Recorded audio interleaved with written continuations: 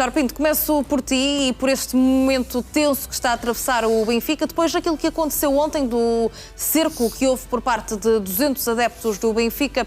Acreditas que hoje a equipa pode entrar com menos confiança ou com receio daquilo que pode acontecer caso falhe um lance? Vamos esperar que não, Mariana. Olha, Mariana logo a abrir, portanto promete ser uma tarde em cheio. Aqui está. Um grande abraço para o José Nunes, um grande abraço a todos que estão connosco, Madalena Salles, como é evidente. E sobretudo agradecer a grande confiança que nos deram ontem. Foi uma excelente notícia para nós termos sido líderes do horário. Talvez uma péssima notícia para a centralização dos direitos da Liga Portuguesa, porque o Moreirense Santa Clara teve claramente menos audiência que nós, mas agradecemos muito a confiança dos espectadores. E faremos hoje também tudo o que estiver ao nosso alcance para honrá-la, também com informações importantes em relação a tudo o que se passou ontem no Centro de Treinos do Benfica.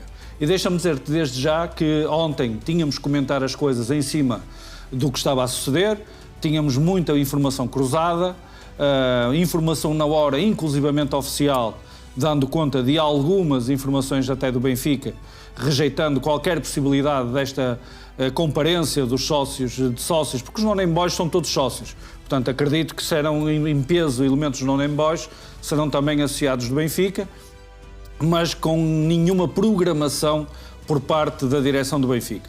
No entanto, durante as horas vamos recebendo muita informação, como já estávamos a receber na altura, e agora é momento de fazermos um ponto de ordem à mesa, Madalena, com o devido beneplácito do nosso decano José Nunes, que é o seguinte. Ponto número 1. Isto não foi nenhuma visita pacífica. Os senhores que visitaram o Seixal cercaram efetivamente todas as entradas, Madalena. Neste momento já temos informações, até pessoas que trabalham no Seixal, que confirmam que estavam elementos ligados aos non-name boys em todas as entradas do Seixal. Portanto, não fomos nós que inventámos o termo cerco. Estavam efetivamente cercados todos os elementos do grupo profissional do Benfica, não havia forma de saírem porque estes elementos tiveram receio que pela porta do cavalo, digamos assim, toda a gente se pudesse andar e não os recebessem. Ponto número 2. Também já há informações que estão comprovadas que já anteriormente esteve para acontecer uma invasão ao centro de treinos, seja por que motivo for, seja porque José Mourinho, a seguir a derrota com o Braga em Leiria, deixou no ar a ideia que estava a castigar o grupo, seja qual for o motivo, não se consumou ou o Benfica conseguiu controlar. Outro e ponto aqui conseguiu controlar mais uma vez, Vítor Pinto, era aqui, ao mas deixar nota que isto. estes adeptos entrassem? Outro ponto muito importante já está confirmado. Os adeptos, quando chegaram, exigiram ser recebidos por Rui Costa, exigiram falar com Rui Costa. E também já está comprovado que Rui Costa foi efetivamente consultado por Mário Jorge Branco, que, ao contrário do que diz o comunicado, atribui a decisão de abrir os portões a Mário Jorge Branco, mas além das informações que temos, basta vermos que os nossos colegas jornalistas, quer do nosso grupo, quer fora do nosso grupo, fizeram o seu trabalho e também têm essa confirmação. Foi mediante a aprovação de Rui Costa que o diretor-geral Mário Jorge Branco mandou abrir os portões. E outra situação que eu creio que vamos trabalhar mais à frente, eu não vou falar já nisso, que são os argumentos usados por José Mourinho junto dos adeptos. Nós neste momento ainda não temos nenhum áudio, mas já temos conhecimento essencialmente daquilo que foi dito e justificado. E são muito curiosos alguns dos argumentos que o José Mourinho esgrimiu junto dos adeptos. Por outro lado, isto não é escrito pelo nosso grupo que eu tenha conhecimento, peço imensa desculpa se no Correio da Manhã tem essa informação. No Record, creio que fomos mais comedidos a esse nível, mas algumas das informações que eu tinha ontem, de que já havia reforço policial desde o início da manhã, pelo menos o jornal A Bola realça esse ponto. Que o Benfica já estaria alertado de que isto iria acontecer hoje, está escrito pelo jornal A Bola, e que por isso, desde manhã cedo, já havia um reforço policial junto ao centro de treinos. E isto leva as coisas para uma dimensão completamente diferente de Madalena, porque o Benfica alega no comunicado que isto foi uma intervenção espontânea. Mas uma mobilização massiva como esta de elementos de um grupo organizado de apoio do Benfica é tudo menos espontânea.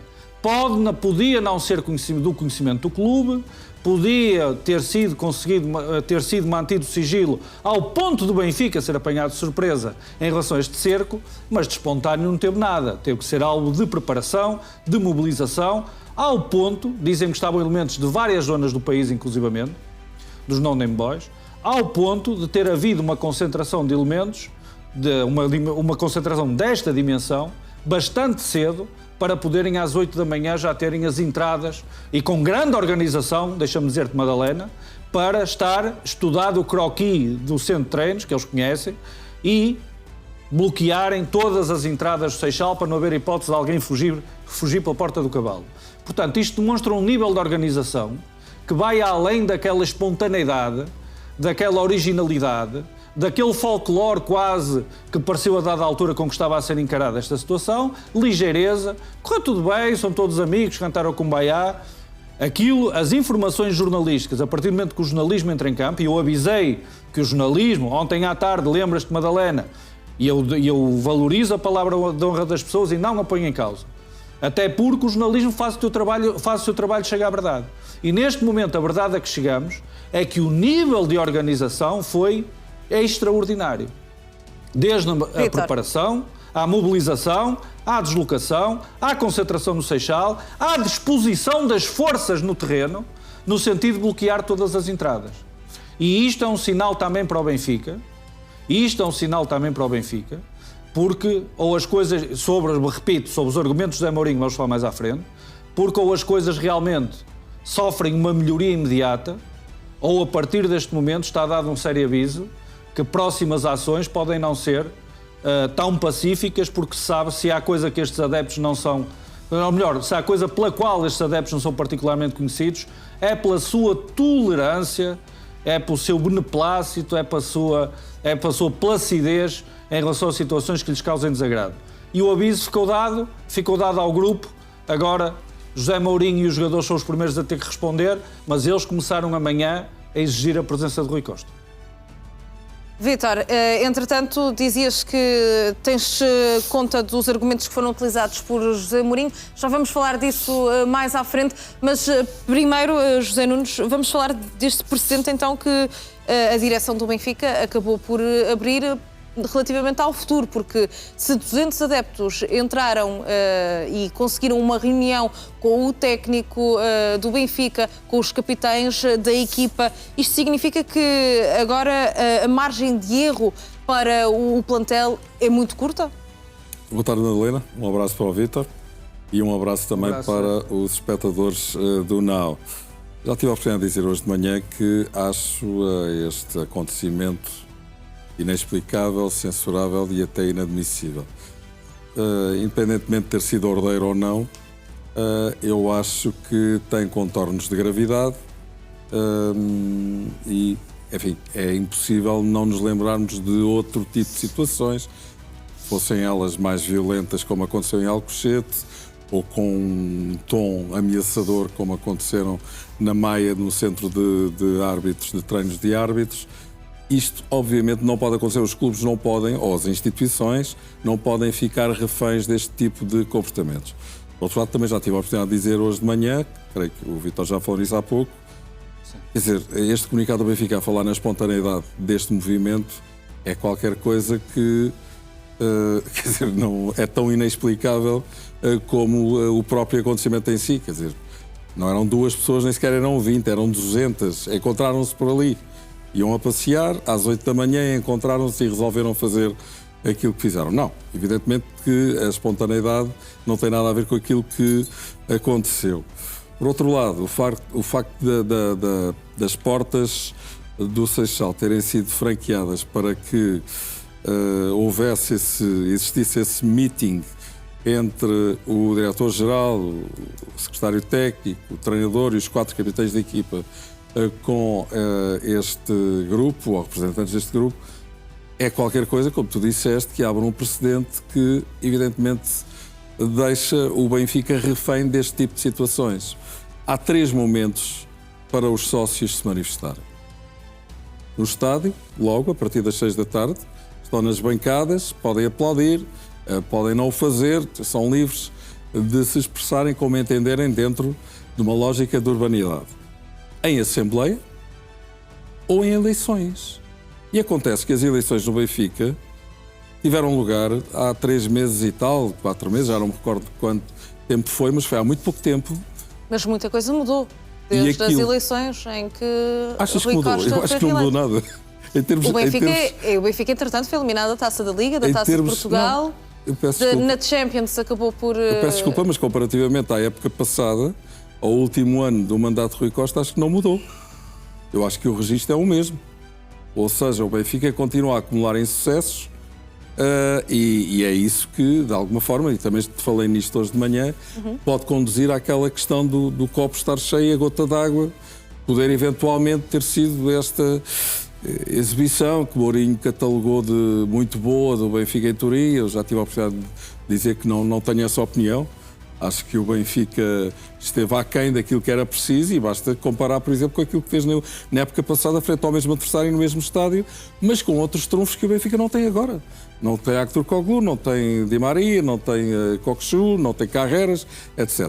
Portanto, eu diria que esta manifestação que de espontâneo nada teve é uma situação que coloca, evidentemente, instabilidade social no clube. É um aviso para Rui Costa de que os tumultos que muitas vezes verificaram em assembleias, aquela contestação ruidosa que aparentemente não tem, como é que eu te digo, a confirmação eleitoral.